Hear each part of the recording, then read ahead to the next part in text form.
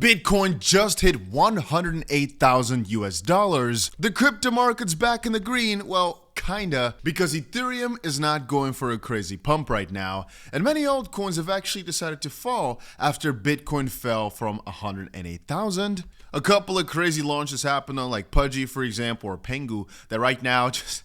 Man, that coin did some crazy shenanigans, going to trillions of dollars in terms of market cap because people tried to snipe it. So some person was able to turn $10,000 into literally $5 in the span of like a few minutes. But let's just start by saying it's been an eventful day. One of the things most exciting for XRP holders is that RLUSD has now been launched officially. It will take a little bit of time for some of the platforms like CoinMarketCap to fully update themselves. And I'm warning you guys right now that if the price is anywhere above $1 per RLUSD, don't buy it. You're literally wasting your money, period. That's it. Now, there have been a lot of discussions about why this whole RLUSD situation is so interesting. First of all, if you've not done it yet, make sure you press that like button. Second of all, BitLord is kind of trolling, I think, but he's saying this. XRP will open RLUSD amassing trillions on-chain rapidly. Noobs will be left stargazing as XRP pumps past $22 with ease. ETH will be flipped like a pancake and SOL will beg for relevance. Bitcoin will be flipped shortly after. Non-believers will need lifetime therapy and meds. And so it got people wondering, how bullish really is RLUSD? What really does it entail? Now, first of all, if you're asking my honest XRP prediction based on RLUSD, not that much changes. The main reason being, you want activity on the XRPL, and it brings it, but it's hard to quantify exactly how much higher the price now can go because of something like this. But to be honest with you, $22 a coin is not really high at all. People like to hate on me saying, Dusty, it is way too high. Man, I'm buying XRP right. You can see I'm buying the freaking dip. I don't care. We literally set these orders while we were streaming and they just got filled. We were able to buy significantly juicy prices here. Unfortunately, the $250 order did not get filled yet, but I seriously just want to up the trades a little bit. We've only got a $25,000 position open here, but as you can see, we still can open about $1 million more. So, and on Bybit, we were buying and selling a little bit. We sold pretty much the top, which is pretty good, but we also still over here have about $2 million more to play with. And even though the trades, the XRP trade here is in $57,000 worth of profit on only like $1,000 or $2,000 that we put in, we need to start going bigger here because I don't want to be the guy to miss out on crazy XRP gains because we are being too weak. Anyway, if you also want to trade, I'll leave a link down below to 𝗏𝗏 or to 𝗬𝑥. You can use them both as they both don't have KYC. And if you've not done it yet, make sure you go ahead and press the like button on the video like that. Just click it. Why not? So to get into it, there's also David Schwarz, the CTO of Ripple, who basically gave an explanation about why the stablecoin RLUSD is good. Let's just quickly cover it. No, why not?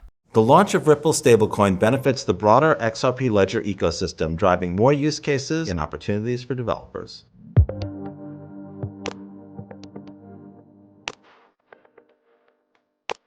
While XRP is the native currency on the ledger, it was built to support any type of asset, crypto or fiat, issued to trade on the DEX.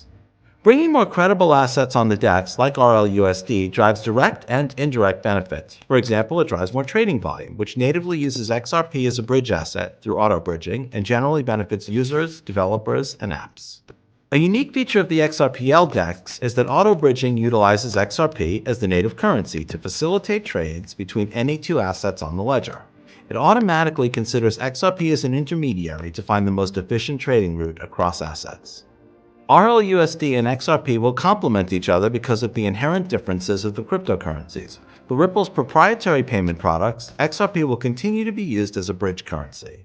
Given the XRPL's speed, cost, and scalability, we see RLUSD being able to foster the growth of new on-chain applications like real-world asset tokenization, foreign exchange markets, and trade settlement.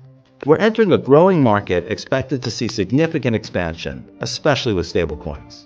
Builders will certainly take advantage of the new opportunities presented by this ecosystem.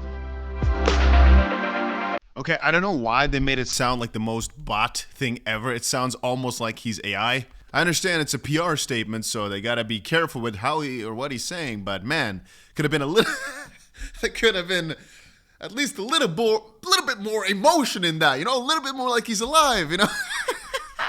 Then to address the Pengu situation, because that was an interesting one, right? So the long story short is that the price, some person, by the way, was able to flip $5 million into $13 million by being able to buy it really early. I think he spent about $50,000 or so on Solana transaction fees, which is pretty crazy on its own. Just absolutely massive. But because he was able to buy the start of it all. If you take a look at some different charts, though, I can't find one right now, but if you scroll through, you'll find it. There's actually some person who bought the Pico top. Here we go. So Ram just shared this guy bought $10,000 worth of Pengu at a $14 trillion market cap, which was an immediate minus 99.99% loss as it went from 10.3K, 45 Solana, to nothing, 78 Pengu, $5.50.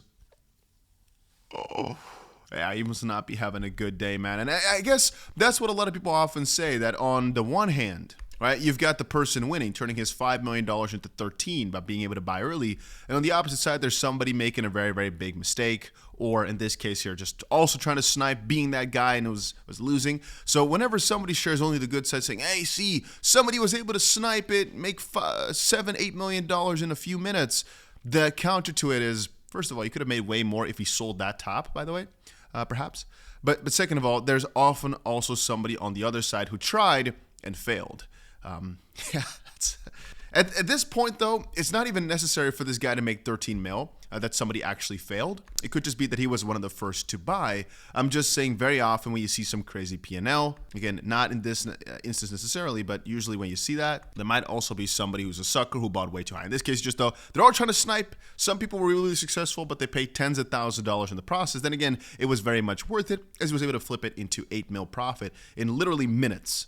Under 20 minutes officially. That is just crazy, right? If you think about it. Now, if you were an NFT holder of this, I think the NFT was like $130,000 just now. You were able to flip it for, I think you got about $80,000 airdrop or so. And then you can flip the NFT itself back for now, I think about 20 ETH. So let's just say 80,000. So still could have had a roughly, let's just say at a minimum $30,000 or so profit if you bought the NFT a few hours ago and were able to get yourself the airdrop. So that is actually really interesting. And a lot of people are speculating right now that this is the flip where, first of all, just the whole Solana ecosystem starts ramping up again. But second of all, where NFTs kind of dip out because they're selling it for because the airdrop is done, but actually from here start growing again. NFTs have been so useless, but this is one of the first projects in a while to finally make something big happen, and it's going to be volatile for a bit. I don't know where it's going to end up right now at roughly $2.5 billion or so, right? And there's not that much history to it yet, but this I think could be a really interesting start of a whole new chapter. The counter to whatever I just stated is, well, even an NFT project right now is going for a token. And yes, they're lowering the barrier of getting into an ecosystem, sure, but from some perspective, it's kind of funny that an NFT project needs a token. Why do they? Why would they want it? Well, what's the real use in the NFT anymore, right? It's kind of like if your ecosystem that was guarded is now has all these different angles, doesn't it take away some of the value of the NFT? Some state, nope, the exact opposite, because now, for example, if they want to make a whole ecosystem, the NFT is still the center of it all, but a token can get you involved, or you kind of need both. I'm just saying it's kind of interesting now that a lot of NFT projects are going for their own coins. I know an NFT is also a token in that sense. So whenever I say a token, it's not the right way, but you get my drift. Little fun fact, I was just checking out the most trending coins on CoinMarketCap over the past 24 hours, and I realized that it is kind of funny how I also kind of see it in this like layer when I look at the YouTube comments. Like most comments right now are about XRP. Second most far was about XLM. A lot of people were asking about some of the different coins in this list. And the long story short is, if you're wondering about a token, like, hey, how good will it do? Most of the time, I think people are asking me that because it's been trending or because it's been going up a ton. Let me tell you, right? Coins in bull markets, actually I should say coins in general, get riskier the higher in price they go. In bull markets, this is not always the case because we expect the market to kind of run for a little bit. We expect the market to continue towards the upside for longer, which is why even buying the top is fine. Just like how Michael Saylor always buys the top and thus far has been good. But at some point, things do flip around. You got to consider that. You got to keep that in the back of your head. And the last bull run, we saw a lot of people were able to, and even I did this, right? Buy any coin that dipped a few percent, 10%, 1%, 20%. If you bought the dip religiously, and I kind of still did that now, I keep showing you guys my trades, right? And the only thing I'm doing is just buying my way lower, and then I try to sell on the way up. I don't always do that because it's sometimes cooler to have a big numbers showing here. But generally speaking, it's the best thing to do because in bull markets, it just works. Yes, you can have corrections of 30, 40%, sure, but you can, I don't know the English word for it. You can take on like a 30, 40% correction if you can. I mean, you're able to flip it usually for a ton of profit along the way. If you just keep buying your way down, you just keep going. I've even made entire sheets outlining exactly how this can be done. It just almost always works in bull markets. And so really, whenever people ask me, hey, should I buy? If you're buying it because it's up a ton, you got to understand that then your strategy changes significantly from if you're buying when things are down a lot. Two completely different fields of play. Both can work, but they require a different strategy. If you're buying a really hyped up project, how underlying back or how backed is that the underlying hype of it? In the sense that, is it just one announcement? Or have they now started a whole new phase that's going to continue to put them in the spotlight for weeks, days, months to come? If you do not know because you just heard about it once, well, then it's probably not that wise to go for it. But there's a few projects out there right now. There's a ton to name, but I'm not going to tell you get into it now, but I'm just trying to give you an example. For example, Virtuals, it's not in the top today. Maybe it's going down a bit. Here we go. It's actually 20% down today. This coin, for example, was really, really cheap a while back. I sold a lot of it. Too cheap a price. Anyway, that was before the hype. But recently we said, yeah, I think it's actually quite a good coin because the underlying hype makes a lot of sense and it just kept going up and up and up. That's why it's up 400% or so in a month. So it's not always just because it's up, it can't go up more. It depends. Is it just a one-time announcement or are they set for the right narrative in the right time? Just like how a lot of the most trending coins are now Xrp, XLM, all those coins had a real utility run a while back. It was a logical backing. It was a logical backing for those coins to go up. But then sometimes when you go now, for example, to gainers and you start looking through, many of these won't survive. Many of these coins are just up for the jokes of it or because of one little announcement or something. They don't necessarily have to continue up more and more and more. So it's not always a wise idea to just buy whatever's doing well and that decided to dip then. It could be, but at that point, it's a riskier game to play. But then again, I often have people asking me as well, what type of coins should you buy? I'll make another video about exactly which coins I'm most excited about. But I'll tell you that very often in peak bull markets, most people have these identifiers of what is a good coin. And then it just works out differently. It just, all of a sudden, the narrative shifts. And I've said it for a while. There is a list of logical narratives, right? RWA, AI, just memes in general, utility coins from the previous cycle that almost guaranteed, but it's not the guarantee, not financial advice, will go up a ton. But then whenever you're in the run and things start moving, very soon, for example, people are asking, hey, so how do you actually analyze an AI coin? And then people come up with all these ideas. And I tell you right now, nope, almost nothing that they will tell you actually works consistently. There's just a way to kind of mitigate a lot of the real easy to spot scams, but to see a real gainer, a 100x potential. With memes, it's also completely different. I'll tell you one thing though. There, it's a matter of, hey, how strong is the community now? How much has been bought over by people that really believe in a multi-cyclical thing? And right now with altcoins as well, like the utility coins, for example, with XRP, you know, these people will never give up, generally. So you know that even if it goes down 90%, it will come back up and survive. That means the coin will most likely last itself so incredibly long. And for that reason, even if you don't sell the top the whole time, you know that if you hold on, eventually it will turn into a crazy profit because there's not enough people to really sell it. People just don't care enough to sell because they really believe hard. You want to see that with memes also, that it can go down 80% and recover. If it does it twice, 3 times maybe, you know this one is going to last at least. It could still do bad, but it's going to last. And then usually those also perform crazy in bull markets. XRP had its issue. Some memes, for example, are just not the trend at the time, but you know at some point they will find the trend again. Anyway, to spot very, very simple scams, there's 1,001 things you can take a look at. But if I look at some of the coins that have done a 100x or more on, or even a 500 or 800x, it's honestly not the easiest of identifiers because with Nosana, for example, maybe you guys remember, I think about a year ago or so, all of a sudden I woke up and saw a 50x on some coins. And then over the next few weeks, it was an 800x, which was absolutely massive. One of the most profitable trades in terms of percentage, well, for sure. Profit-wise, it was good. Obviously, turning your money times 800 is nice. But it was mostly a bit of luck. It was an AI narrative. Nosana pitched themselves in the right direction. But I really can't tell you why all of a sudden it decided to pick back up. It taught me, though, to just dust some coins, meaning if you've only got a little percentage left of everything, for example, it's down 95%, 90%, sometimes it can be worth to just hold it because it can still do 1,000 or 5,000x. You really don't know. Another good meme coin example is SPX. There was a really trendy post earlier today somewhere that somebody bought into it, let's say a year and a half ago or so, and all of a sudden now it's worth $500,000 because he just kind of forgot about it. And again, what really brought the attention to it? Some people have all these different ideas, sure. But the moment it clicked and started going up, still, in my opinion, is just a little bit of luck. It's just a little bit of, oh, hey, look at that. So if you then have to say, how can you identify? I think most people have a different opinion on that. But very often you can only say once it really starts doing something already in terms of the price. So if a coin is at like a $400,000 market cap, that's where you want to find them, right? At a $2 million, $5 million market cap. It is so incredibly much harder to know if that is a sustainable coin throughout a longer period of time than if the coin is already at 20 million, 40 million, etc. But that's usually where the profit is at. But then to identify the difference between all these, you can look at bubble maps. It doesn't really tell you much because the distribution might be skewed, but it might be because they have a massive treasury, for example, and they've got massive plans.